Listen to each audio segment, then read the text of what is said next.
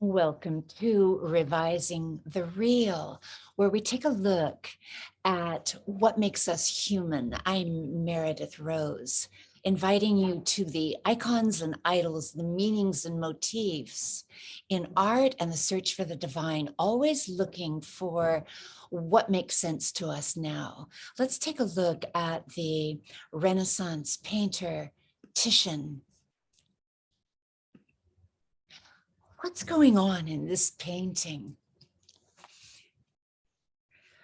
Beauty like this is only marginally appreciated now outside of museums and academia, and of course, Italians who know it. But what can we take from this now? Glimpsing this painting by Titian, maybe at first it's just too ravishing to take in, and then we begin its spell maybe here in this azure blue sky. And then we compare this blue to these oranges. And then we look at the two figures who are locked in a gaze. They are Ariadne and Bacchus from the Greek myth, Theseus and the Minotaur. So does this story still matter in the light of the fact that we modern people think we've gone way beyond the ancients? Who are these figures? Why are they locked in a gaze? This sweeps us through time, not just because we go back 500 years to 1521, when the Duke of Ferrara commissioned Titian, the Venetian master painter, and not only because the Renaissance reached back thousands of years to revive the wisdom of Greek mythology, but this painting describes a shared moment that is above time. We'll come back to that in a moment, but let's go deeper into the paint.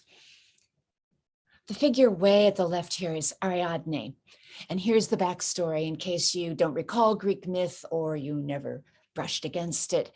Her body still faces the sea, where the ship, you can see this way over on the left of the painting, the ship carrying her lover, Theseus, is still barely visible on the edge of the horizon.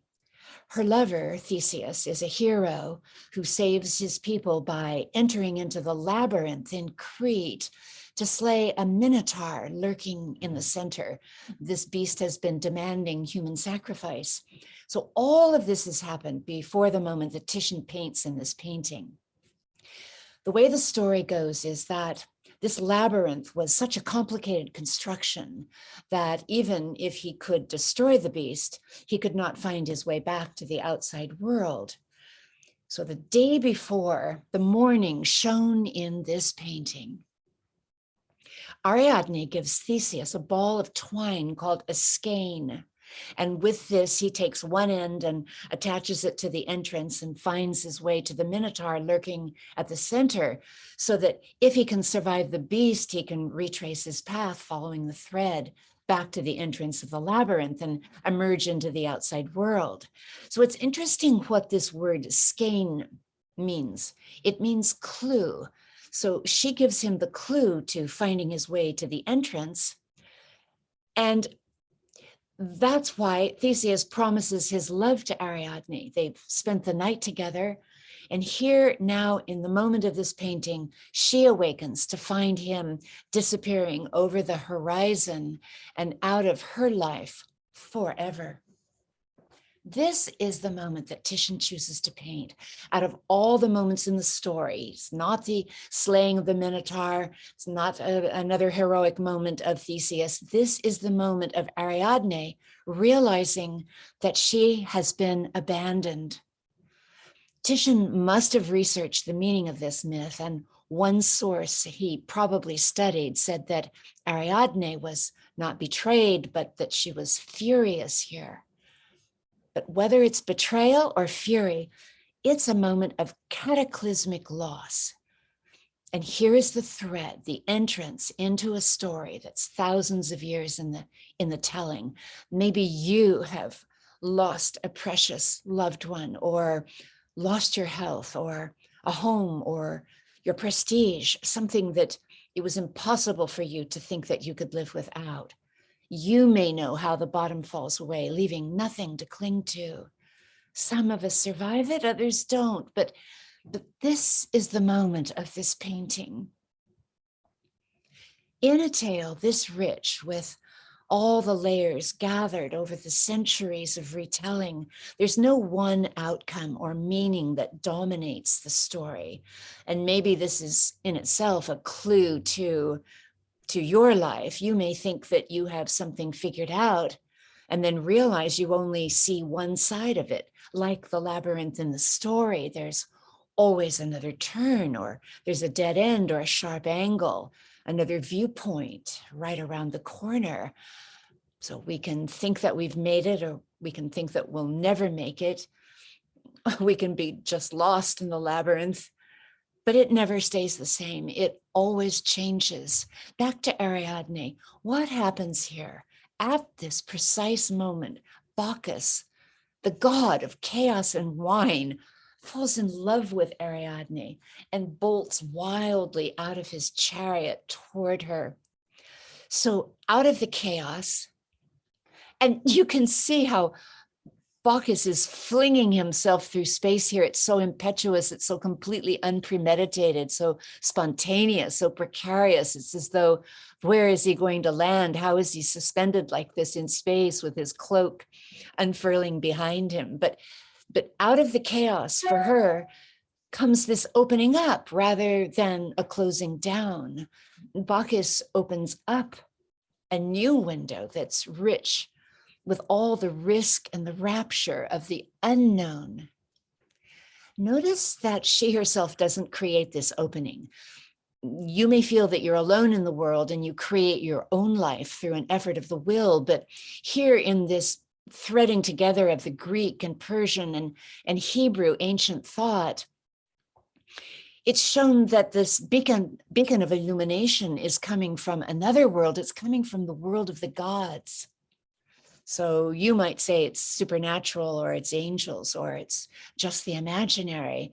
And you might realize that we've been led to believe that the universe is a mechanical artifact of kind of dead, empty space. But here, the change comes to her from another world. Into the details of the painting, you can see the two cheetahs here that were drawing the chariot. And they've been drawn with so much precision, they don't seem to have been painted from an illustration. Could Alfonso, the Duke of Ferrara, have had a menagerie of animals? And could Titian have drawn these cheetahs from live cats? Then there are these rogues that are trailing behind the chariot. They look like kind of a parade of madmen, of bacchanalian crazies.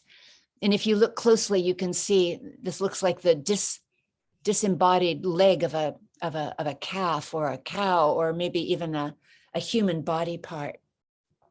Titian was showing his knowledge of the ancient Greeks here, because in Euripides' play Bacchae, the nymphs who worship Bacchus, well, his Greek name is Dionysius, but the nymphs who worship him take place in these frenzied rituals where they rip the limbs off cattle and men in orgiastic abandonment. For a modern meaning of these characters, this could come from Carl Jung, the Swiss psychiatrist. He might say, and I'm taking a risk of misunderstanding him or misquoting him, but that these are creatures of the shadow, or what we might call the unconscious. Jung knew that the gods of the ancients could represent complexes in our psyche. So here, these creatures from the unconscious can be destructive or like loonies, but they can also usher in something revitalizing, something that we do not yet know. Some say that our myths and our fairy tales go back 25,000 years before our era. So in this sense, this myth of Theseus and the Minotaur is an ancient regeneration story showing the life, death, life cycles of nature that an ancient person could wrap himself into. He or she could imagine or experience death and realize that rebirth is as real as death and is coming afterward. So it's life following death, following life, following death, following life. Another twist of meaning is that because Titian paints this in 1523, and he's an Italian in the Renaissance, the story is a Christian revelation too. So in the Christian symbolism, this chaos of Ariadne, a chaos goes beyond all understanding. It's a death of goodness that could lead to a sublime realization if we let go of our rational faculties and look with love. Do we have the courage to look into the empty tomb of Golgotha to find the Christos is not there, but he's re-embodied in life here where we belong? In this postmodern, so-called postmodern era, we complain that we're abandoned or alienated from the world. But what if we belonged here in and on this living earth? What would that be like? This then could be the spell of the painting, if you can get beyond just the glamorous beauty of Titian's paint, which is in itself a message of beauty in the world, and that may be the message of this painting. But Ariadne turns toward Bacchus. She turns toward rebirth. And the stars of glory up here in the blue sky are a constellation that Bacchus himself hurls into the heavens to honor his love for her. And we might say that it's honoring her transformation and wondering if we moderns can find that sublime, infinite love coming from the divine when we ask for a transformation.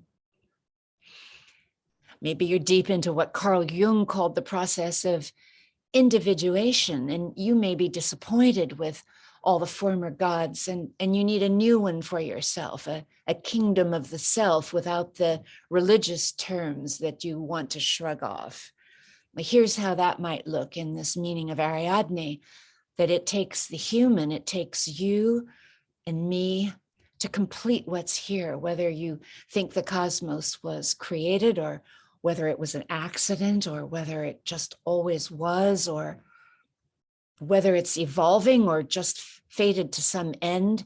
But without our consciousness, this universe would be a darkness leading nowhere. So whether you see yourself made in the image and likeness of God or not, you are the one with your awareness who creates the beauty and the meaning and the ideas and the glory of being alive. You're the one that realizes the mystery. No matter what meaning you find, or maybe there is no meaning other than just what it does to you to look at this painting. But if it ignites you to the beauty of your own life and the mystery of being here, we can't get beyond Ariadne and Bacchus. Thanks for joining me. If you subscribe, you won't miss my next icon, waiting to be brought to light, which is the lush, dark surrealism of the poetry of Arthur Rimbaud, the monster French teenage genius who inspired countless people, including Bob Dylan, and who went to the ends of his known world to get away from himself. See you then, and thanks for being here.